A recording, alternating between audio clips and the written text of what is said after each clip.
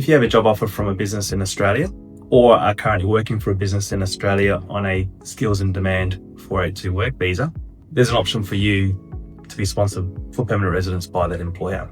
There are two main pathways to qualify for employer-nominated permanent residence. There's a direct entry pathway, and there's a transition to residence pathway. Under the direct entry pathway, you don't actually have to have a visa in Australia already. You could be in Australia, you could be overseas, wherever you are. But if the employer is looking to sponsor you as a permanent resident immediately, then the direct entry pathway is the one to apply for.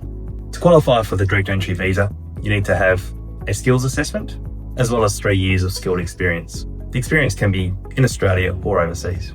The other pathway is by transition to residence. To qualify under this particular pathway, the employer must have already sponsored you under a skills in demand 482 work visa.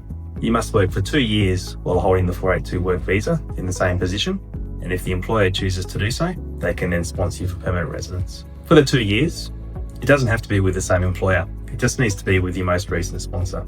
For example, if you're sponsored by company A and you work for that company for 2 years, and then the company decides that they want to sponsor you, you could find a new company to take over your sponsorship, company B. Once company B has approved or taken over your visa, they can then sponsor you for permanent residence under the transition to residence pathway, meaning that the previous 2 years that you had spent working with the company A will count towards that 2 years. In this case, is if you're working in Australia under another temporary visa, such as a student visa or a graduate visa, and then the company sponsors you for a 482 visa, the 2 years will begin once the 482 visa is approved. An alternative scenario is if you get sponsored while you're overseas, you get your 482 visa approved, your 2 years will start once you move to Australia and begin work with the employer. For both pathways, you must meet a competent level of English, which can be done through an English test, or if you hold a certain passport such as US, British, Irish, Canadian, then you don't have to do an English test at all. When you apply for this visa, a huge advantage will be the ability to access Medicare while waiting for the decision to be approved. You can include your family on this visa and everyone will have access to the same Medicare benefit.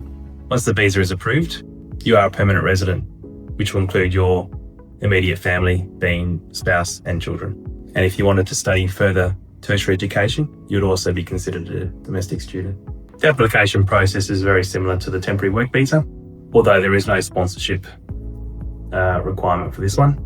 It's a nomination and a visa, which means employers who sponsor somebody under this category no longer have the obligations that would normally apply to a 482 work visa.